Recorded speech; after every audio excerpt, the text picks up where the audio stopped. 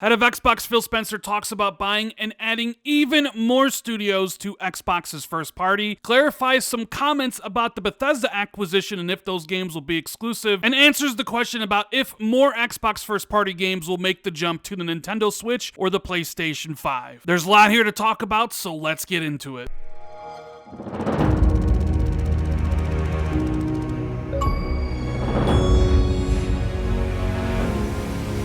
What is going on, everybody? It's Randall419, the man with the million, back again with another video. Hope everyone's having a great day, and if you guys could do me a huge favor, make sure you hit that like button. If you're new here, make sure you hit the subscribe button, and please share this video out on social media or tell a friend about the channel. I would really appreciate that. Thank you guys for all the support. Man, we are getting ever so close to the release of the Xbox Series X on November 10th. And in today's video, we got a ton of topics to talk about thanks to Phil Spencer's new interview with Gamer Actor, where he once again confirmed that they will be looking at buying new studios because they need content for Xbox Game Pass. He answers the question about if more first-party Xbox games will be making the jump to the Nintendo Switch or the PlayStation 5, clarifies some of his earlier comments about the Bethesda acquisition and if those games will remain exclusive, and he even tells us which two new first-party games he is most excited for the public to see for the first time. Now, one of the things I see people mention all the time regarding Microsoft and Xbox is that they wish Microsoft had invested more into Xbox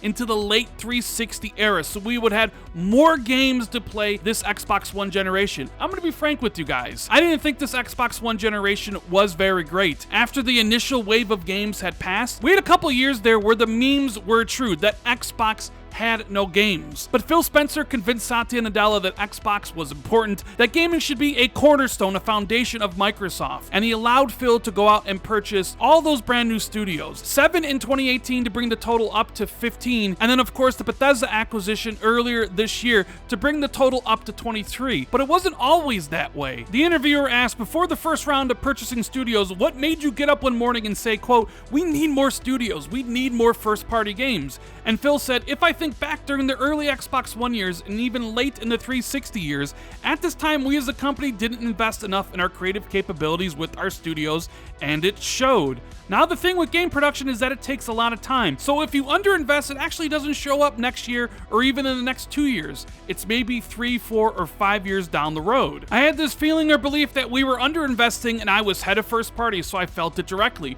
I wanted to invest more and we weren't able to. So when I got into this job, I needed to put the business in a good space while getting the support of the company. And then we built a business model that prioritized investing in content, knowing that we would have to invest early and wait a while for those investments to pay off. But there wasn't kind of a one morning. It was something that I felt, as I said, through the late 360 and early Xbox One years. It just took us a little time to get in a position to find the right partners and get the support from the company. But I'm incredibly excited. Now with ZeniMax, we're coming up on 23 first-party studios and an amazing lineup, so I'm feeling really good with the support we have. Now this is something I've talked about in my videos, and I firmly believe it. But one of the most important things that Phil Spencer did was convincing Satya, the CEO of Microsoft, that gaming was important, that it should be a pillar of Microsoft as a corporation, and to grow Xbox, you need to invest. Let's be honest here, the investment in Xbox, especially during the Xbox One era, up until Phil Spencer bought all those new studios,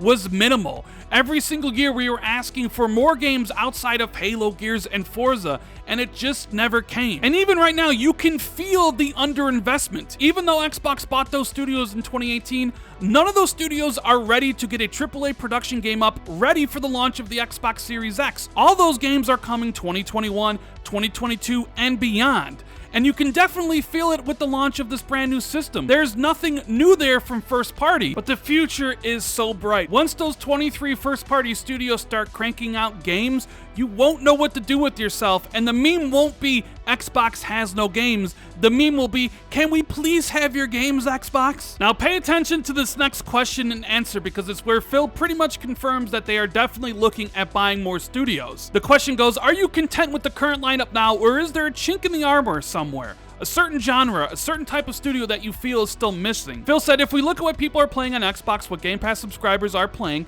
I think what is missing from our portfolio is casual content with a broad appeal. E-rated content is not a strength for us. We obviously have Minecraft and we have some other franchises, but when I think about expanding the creative palette that our teams have, I think that is critically important. Teams that can build new franchises, tell new stories, those are always sought after. That's why I'm excited about projects like Starfield and the next Compulsion game, because I like teams that think about new creations. And frankly, as Game Pass continues to grow, we need to continue to feed that subscription. So with the growth that we are seeing, I expect we will constantly be in this mode of bringing more creators into the fold. Look guys, it's pretty simple. To grow Xbox Game Pass, which is Microsoft's #1 thing right now, you need content. And to keep people subscribed, you need content coming at a quick pace. And to reach the levels they want to reach, you need great content coming all the time. It's why they bought the 7 studios in 2018 and why they decided to spend $7.5 billion on Bethesda, to have high quality content all the time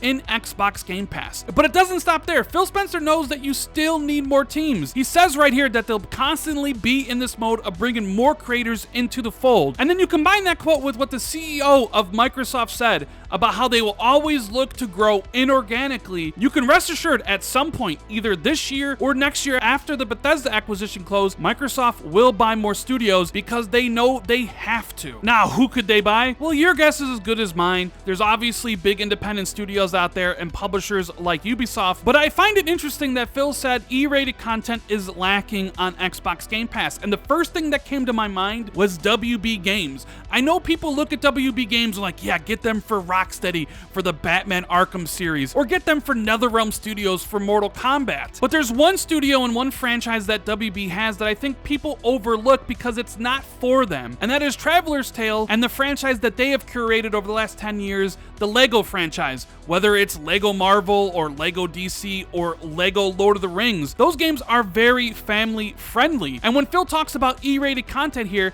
I now understand exactly why Microsoft was interested in WB Games. They could have bought them and put all the Lego games that come out every single year into Game Pass. Now, I'm not saying Microsoft is going to buy WB Games, but I certainly see why they were interested. Keeping it on the subject of Microsoft's first party, Phil was asked, hey, quote, without going into too much detail, which first party studio's currently unannounced game are you most excited for the public to see? And Phil says, I'm going to give you 2 if that's okay. One of them is Compulsion. When I first saw We Happy Few, there was an art style and a setting that I thought was really unique. It's a young studio and they're still growing and learning the craft of what they are as a team. But looking at what they're going to do next, I love their ability to create new worlds and unique settings. That is always something that is fun. So without saying too much, that is one of them. The other one I would say is The Initiative, which is our studio in Santa Monica. I played what they're doing next. Just the talent we have been able to bring into that studio, led by Dale Gallagher, is amazing, especially when you bring such an amazing group of creators together and create such a culture that Daryl is working to create there. I'm incredibly excited both to be able to form a new studio, to attract the talent we have, and the game that they're working on will be fun to get to announce. So the question then becomes, when are you going to announce those games? There's rumors that Microsoft will be holding some sort of event on November 9th. Maybe that's a good time to show off the Initiatives game or Compulsion's game to get people really even more excited about what Xbox is doing in the future. But like I said before, I think the Initiatives game will show up at the VGAs, and I think Compulsion's game will have to wait until sometime next year to be revealed. So that brings us to the Bethesda acquisition, and Phil says something here that I said in my last video in regards to why doesn't Phil just tell us if those games are exclusive, and I said it's simply because he can't, because they don't own the studios. So the question is, so the Bethesda deal was monumental and took most of us by surprise.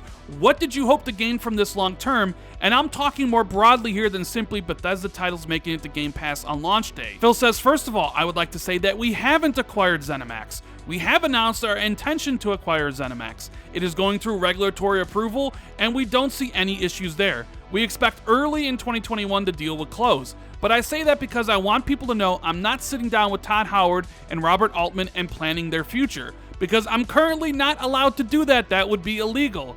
Your question is completely inbound, but I get a lot of questions right now. Quote, is this game exclusive? Is this game exclusive? And right now, that is not my job in regards to ZeniMax. My job is not to sit down and go through their portfolio and dictate what happens. In terms of what I want long term, I want those amazing studios to create the best games they've ever created. That's when Todd and I sat down and had a discussion. Todd and I have known each other for years and years, and we talked about this partnership. We looked each other in the eyes and we said, okay, what are we really going to do here? And he said, I want to build the best games that I've ever built, and I want the support of Microsoft to be able to do that. And I say the same thing about the studios at Arcane and id Software and Machine Games. I want them to do the most amazing work and support them in doing that. So it's very much like I said in my last video about will these games be exclusive to Xbox or not. I personally think they will be. You don't spend $7.5 billion to grow Game Pass only to put those games also on PlayStation 5. And I understand why people say, well, why doesn't Phil just be straight up about it? Just tell us already if the games will be exclusive. And he literally says here, just like I said in my last video, that he can't do it because they don't own Bethesda yet. They don't own ZeniMax, so it would be completely illegal for him to say that stuff. It's like I said before, Microsoft doesn't need to tell everybody that those games will be exclusive. Just the announcement that they purchased Bethesda was huge enough to drive pre-orders. Whenever that deal does go through next year, and we get to E3 when Microsoft wants to reveal Starfield and Wolfenstein 3, trust me, those trailers will end with just Xbox and PC. And there'll be no mention of PlayStation, and people will finally come to the conclusion that we have already, that those games won't come to PlayStation unless, and this is where the next question comes in, Game Pass has been a fundamental part of Microsoft's identity going forward, and it's become a huge success on Android devices through xCloud and Windows 10 PC. Do you want to see it expand to Nintendo and PlayStation platforms? Is it, quote, them that is keeping the service from launching there, or are there any other challenges in regards to that? Phil says, I think for us it's all about priority and reaching more players. So we went to PC first after Xbox because there's just so many players there globally that don't own an Xbox that we could go reach. We went to mobile next because there's a billion Android phones on the planet. It's significantly larger than any console player base. We still have iOS to go after. We will come to iOS at some point. We're still working on some of our technology on PC for larger screens in terms of streaming and getting to iOS, and I think once we get through that, we will look at what the other options are. There's smart TVs out there, there's Chromebooks out there, there's Fire TV out there. There's a lot of discussions we would have. We would prioritize it based on where we would find the most new players that we could naturally bring content to. I love the Switch. I love PlayStation, honestly. I think they've done an amazing job as being part of this industry. I'm not sure that those are the next big set of users for us, but we could be open to those discussions. Now, one of the first things you'll notice here is he talked about smart TVs and Chromebooks and Fire TV, and in my last video, we talked about how he mentioned there could potentially be an Xbox streaming stick to get Game Pass on smart TVs. Obviously, that's going to happen at some point down the road, but when it comes to Xbox first-party games coming to the Switch or the PlayStation 5, it's all about getting Xbox Live and Game Pass onto those two consoles, and that's what Phil says here, where they would be open to those discussions. What Xbox wants is to put Xbox Game Pass everywhere. Mobile phones, PC, the Xbox console base, and they would put it on PlayStation and the Switch if both Sony and Nintendo said, you know what, we will let Xbox Live on here, we'll let Xbox Game Pass on here, we'll let our own users log into Xbox Live and earn Xbox achievements on these games. Then Phil Spencer and Microsoft would allow that to happen. But then you have to ask yourself, what's in it for Sony and what's in it for Nintendo? Outside of a cut of a monthly subscription fee, and that may not be worth it to Sony or Nintendo to have that Xbox experience on their platforms, and they would say no, thereby making all Xbox first-party games, and especially the Bethesda games, exclusive to the Xbox ecosystem. Now, one last topic before we end the video, and it's about Xbox Game Pass and the criticism that people think, because of the subscription service nature of it, that most of the games made by Microsoft's first party will be games as a service, and Phil said that isn't true, and he wants more single-player games from his first party. The question says, hey, the same can be said for games with an inherent online focus or even live service titles. Do you have a certain strategy as to how many projects at any given times are strictly single player or strictly multiplayer, or is it more fluid than that? And Phil says, yeah, it's totally up to each studio, and I know some people that, when we've looked at the model around Game Pass, have assumed that Game Pass is actually a better model if there's more games as service games in the subscription. I actually argue the opposite and believe the opposite. The last thing I want in Game Pass is that there's one game that everybody is playing forever. That's not a gaming content subscription. That's a one-game subscription. That's World of Warcraft, right? So for us having games in this subscription that have a beginning, middle, and end, and then they go on to play the next game, maybe those are single-player narrative-driven games. I just finished Tell Me Why, an amazing game from Dotnod. Those games can be really strong for us in the subscription. In many ways, they're actually better than 1 or 2 games that are soaking up all the engagement in the subscription.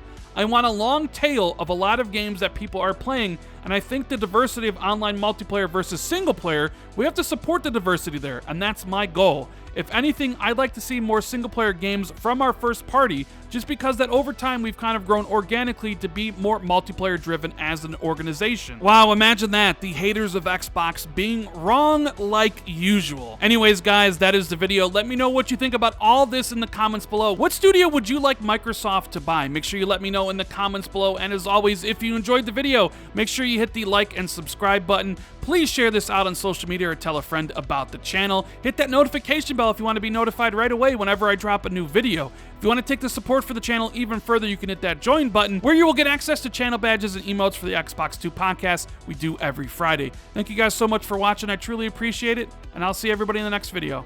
Later, guys.